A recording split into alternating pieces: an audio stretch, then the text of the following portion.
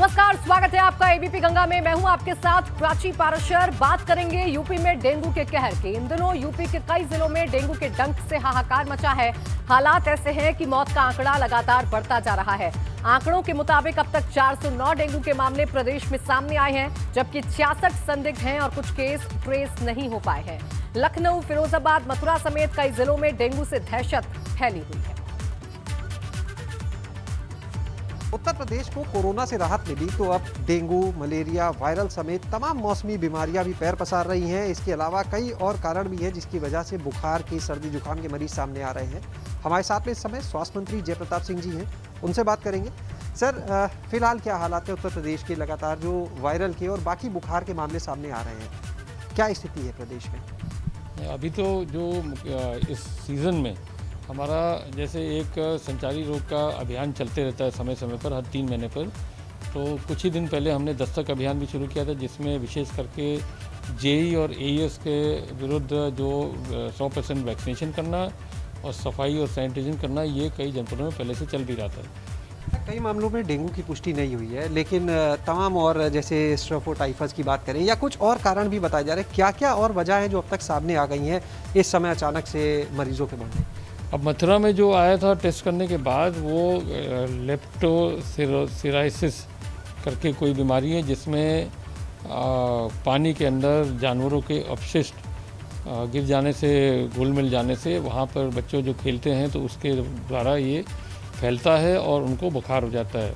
तो उस बुखार का ट्रीटमेंट अब कन्फर्मेशन होने के बाद और विशेषज्ञों के द्वारा वो चल रहा है उसमें। बहुत बहुत शुक्रिया बात करने के लिए। तो साफ तौर पर कहा जा सकता है कि जिस तरह से कोविड को लेकर युद्ध स्तर पर तैयारी की गई और उसके ऊपर नियंत्रण पाया गया, अब उसी स्ट्रेटेजी को अपनाते हुए कहीं ना कहीं वायरल, डेंगू और बाकी जो मौसमी बीमारियां हैं, बुखार है, उन पर नियंत्रण की तैयारी कर रही है सरकार।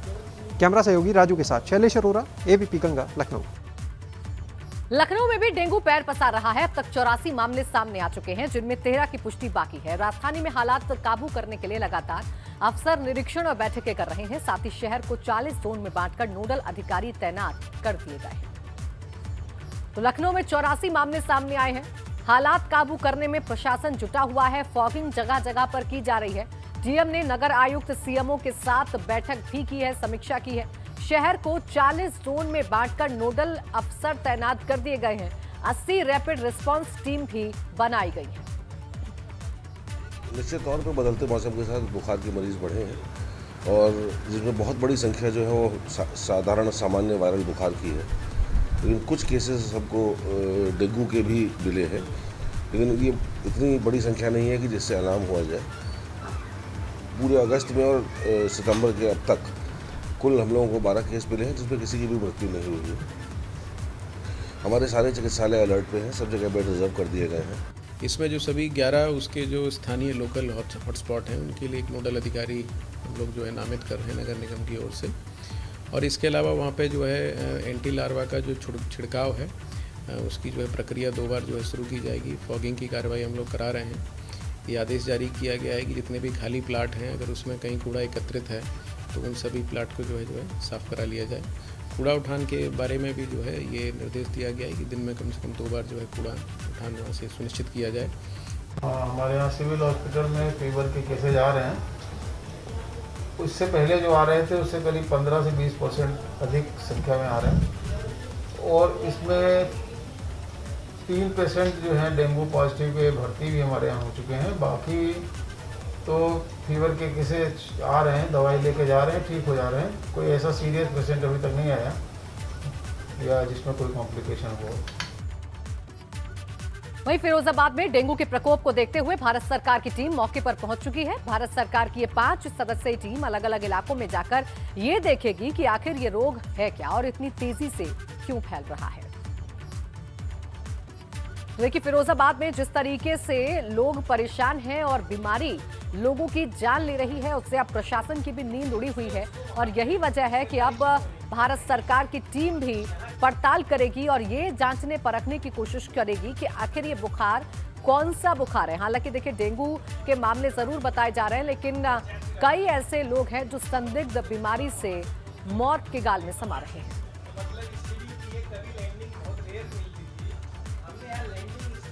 उधर कानपुर में भी वायरल फीवर का कहर लगातार बढ़ता जा रहा है। बाल रोग विभाग में बच्चों की संख्या लगातार बढ़ रही है। हैलेट अस्पताल में मंडलायुक्त ने मेडिकल कॉलेज प्रिंसिपल, अपर निदेशक स्वास्थ्य और सीएमओ के साथ बाल रोग विभाग का निरीक्षण किया। इस दौरान उन्होंने मरीजों की अधिक संख्या को देखते हुए वार्ड में तत्काल 40 बेड बढ़ाए जाने का आदेश दिया। मंडलायुक्त ने बाल रोग में बेड की संख्या दोगुनी करने की बात कही है। मौजूदा वक्त में बाल रोग विभाग में 100 बेड है, जिन्हें बढ़ाकर अब 200 किया जाएगा।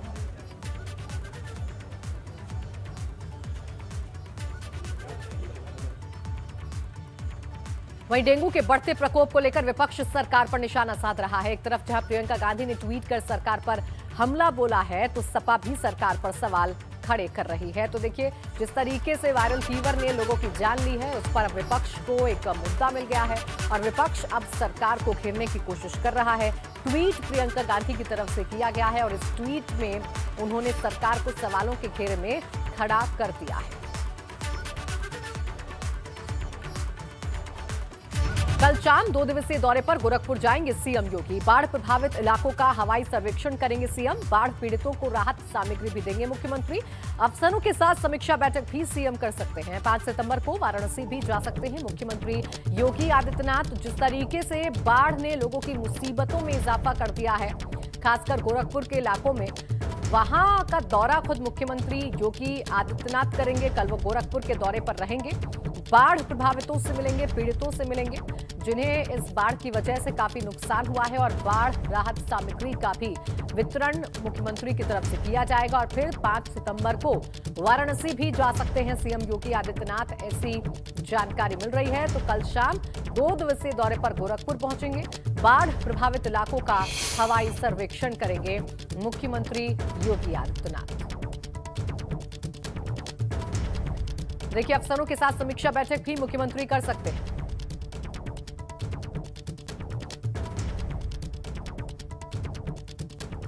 दो 2017 से पहले, बीजेपी सरकार आने से पहले गन्ना किसानों की अन्य किसानों की क्या स्थिति थी, ये किसी से छिपी नहीं है। ये कहना है गन्ना मंत्री सुरेश राणा का। उन्होंने कहा कि पिछली सरकारों में गन्ना किसान परेशान थे, उनको भुगतान नहीं होता था। चीनी मिलें बंद हो रही थी। 10 साल में 21 चीनी मिलों को बेचा गया और 10 मिलों को बंद किया गया था।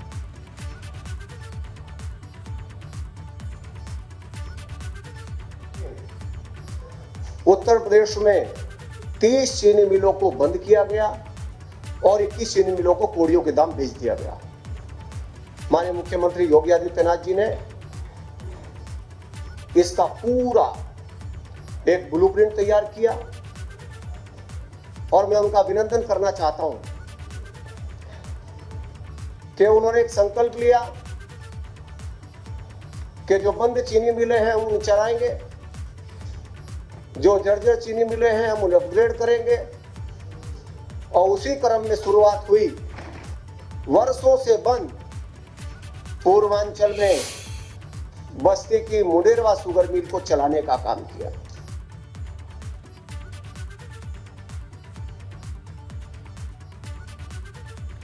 उधर कांग्रेस महासचिव प्रियंका गांधी ने प्रयागराज में किराए पर नाव चलाने वाले सुजीत निषाद को नई नाव बनवाकर भिजवाई है। 7 महीने पहले प्रियंका ने प्रयागराज दौरे पर उनसे वादा किया था, जिसे उन्होंने पूरा कर दिया है।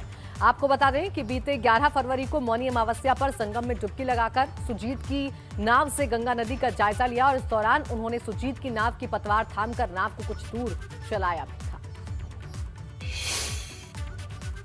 प्रियंका गांधी वाड्रा ने नाव सिर्फ सुजीत निषाद को दी, लेकिन निगाहें प्रयागराज में निषाद समाज के सभी वोटरों पर हैं।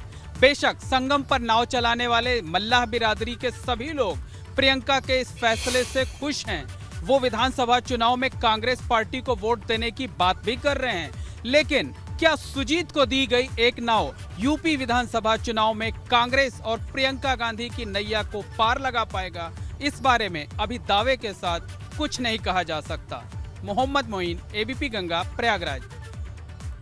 मशहूर शायर की मुश्किलें बढ़ती नजर आ रही हैं। महर्षि वाल्मीकि की तुलना तालिबान से करने के मामले में उन्हें राहत नहीं मिली है। इलाहाबाद हाईकोर्ट के लखनऊ बेंच ने उनकी गिरफ्तारी पर रोक लगाने से इनकार कर दिया है।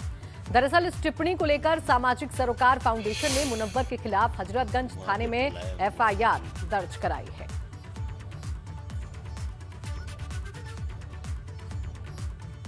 तो मशहूर शायर मुनव्वर राणा पर गिरफ्तारी की तलवार लटक रही है, क्योंकि उन्हें हाईकोर्ट की तरफ से भी कोई राहत नहीं मिली है।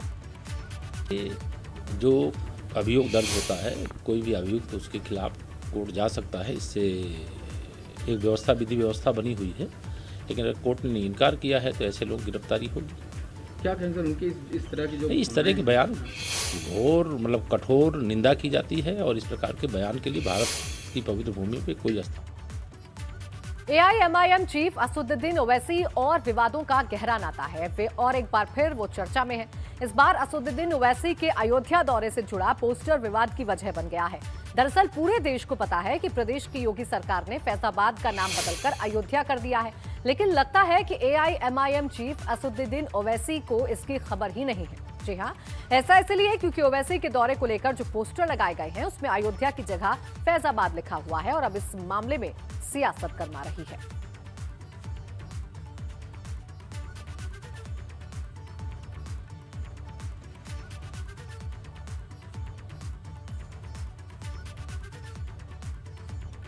उत्तर प्रदेश में राजनीति काफी तेज है। 5 सितंबर की अगर बात करें तो बीजेपी जहां प्रबुद्ध वर्ग सम्मेलन की शुरुआत करेगी, वहीं ओवैसी भी जा रहे हैं अयोध्या से अपनी यात्रा की शुरुआत करने जा रहे हैं। हमारे साथ बातचीत के लिए मौजूद है कांग्रेस के वरिष्ठ नेता प्रमोद तिवारी जी। सर, ओवैसी 5 तारीख को अयोध्या जा रहे हैं, सुल्तानपुर भी जाएंगे उसके बाद, और बीजेपी भी हर विधानसभा में प्रबुद्ध वर्ग सम्मेलन लगाने जा रही है। देखिए, मैंने जो पहले कहा था, कांग्रेस का हमेशा स्टैंड रहा। बिहार में आप लोगों ने देखा, बंगाल में आप लोगों ने देखा। अब मैं दावे के साथ कह सकता हूं, विश्वासपूर्वक कह सकता हूं कि शुरुआत जो ओवैसी जी की जिस जगह से हो रही है, अयोध्या, उससे तो साफ हो गया कि दोनों एजेंडे के मामले में भाजपा और ओवैसी साहब जुड़वा भाई की तरह एक जवाबी कवाली होती है। जो चुनाव में फायदा देने के लिए होगा ओवैसी साहब बोलेंगे, भाजपा उसका जवाब देगी, और ये जवाबी कवाली होगी। पर ये नहीं जानते ये उत्तर प्रदेश मनीषियों की धरती है, प्रबुद्ध लोगों की धरती है। ये दोनों के इस हथकंडे को बिहार में भी देख चुकी है और बंगाल में देख चुकी है। इसके बाद भाजपा का जाना तो खैर तय था ही, जो थोड़ी बहुत साख बची थी अब वो साख भी खत्म हो जाएगी। के साथ अविनाश तिवारी, ABP गंगा, दिल्ली। उधर 2022 के विधानसभा चुनाव में जनता दल यूनाइटेड यानी JDU भी मैदान में आने की तैयारी कर चुकी है। JDU के यूपी प्रभारी केसी त्यागी की माने तो भाजपा से बात चल रही है, अगर बात बनती है तो ठीक, नहीं तो अकेले ही चुनावी मैदान में उतरेंगे। पार्टी JDU भी उत्तर प्रदेश में चुनावी बिगुल फूंकना चाहती है, और हमारे साथ इसी मुद्दे पर बातचीत करने के लिए मौजूद हैं JDU के प्रवक्ता केसी त्यागी जी। सर, बीजेपी से आप लोग की बातचीत हुई है, कितनी सीटों की आप लोगों ने डिमांड किया, और उत्तर प्रदेश में क्या रणनीति है चुनाव लड़ने की? देखिए, हम NDA के पुराने हिस्से हैं, बल्कि सबसे पुराने हिस्से हैं, उसके संस्थापक सदस्यों में हैं, और हमने लोकसभा के भी विधानसभा के भी कई बार चुनाव इकट्ठे लड़े हैं, और हमारे MP भी रहे हैं, उत्तर प्रदेश से MLA भी रहे हैं, और जो संयुक्त जनता दल था तो हमारे मुख्यमंत्री भी रहे हैं। हमारा पुराना आधार है। 2017 के चुनाव में जरूर हमसे चूक हुई कि हमने चुनाव ना लड़ने का फैसला किया, यद्यपि उससे पहले जन जागरण अभियान के तहत नीतीश कुमार जी की जो दर्जनों सभाएं हुई थी, उसमें भीड़ जिस तरह से उमड़ी थी, उससे भी हमारा हौसला बढ़ा। खैर, 2017 में ना लड़ने का नुकसान उनको जरूर हुआ। अब पार्टी ने तय किया कि उत्तर प्रदेश में हम चुनाव लड़ेंगे। इस विषय में गृह मंत्री श्री अमित शाह जी, पार्टी अध्यक्ष श्री नड्डा जी, और उत्तर प्रदेश के से ही संबंधित रक्षा मंत्री श्री राजनाथ सिंह से हम लोगों की प्रारंभिक वार्ता हुई है, जिसमें हमें सकारात्मक संकेत दिखे हैं, और इन बातचीत को हमने प्रधानमंत्री से भी शेयर किया है। अपने उत्तर प्रदेश के दौरे के तहत मैं भी श्री योगी जी जो मुख्यमंत्री हैं उनसे मिला हूं, और पार्टी की जो इच्छा है वो उससे उनको अवगत कराया है। हमें उम्मीद है कि हमारा उत्तर प्रदेश में भाजपा के साथ सीटों का तालमेल संभव है। से बातचीत करने के लिए तो ये JDU के प्रवक्ता केसी त्यागी जो बता रहे हैं कि बीजेपी आलाकमान से JDU की बातचीत हुई, और उन बातचीतों को प्रधानमंत्री नरेंद्र मोदी को भी बताया गया है। उम्मीद है कि JDU उत्तर प्रदेश में बीजेपी के साथ सहयोगी गठबंधन के साथ मिलकर चुनाव लड़ेगी। कृष्ण वीरपाल के साथ अविनाश तिवारी, एबीपी गंगा, दिल्ली। ब्रेक के बाद स्वागत है आपका। 5 सितंबर को मुजफ्फरनगर में किसानों की महापंचायत को लेकर युद्ध स्तर पर तैयारियां चल रही हैं। जीआईसी ग्राउंड में तमाम तैयारियां हो चुकी हैं, तो प्रशासन ने भी अपने स्तर पर सुरक्षा को लेकर पुख्ता इंतजाम कर लिए हैं। जिले को छावनी में तब्दील कर दिया गया है। इतना ही नहीं, किसान नेताओं का दावा है कि लगभग 7 लाख किसान महापंचायत के लिए आ सकते हैं।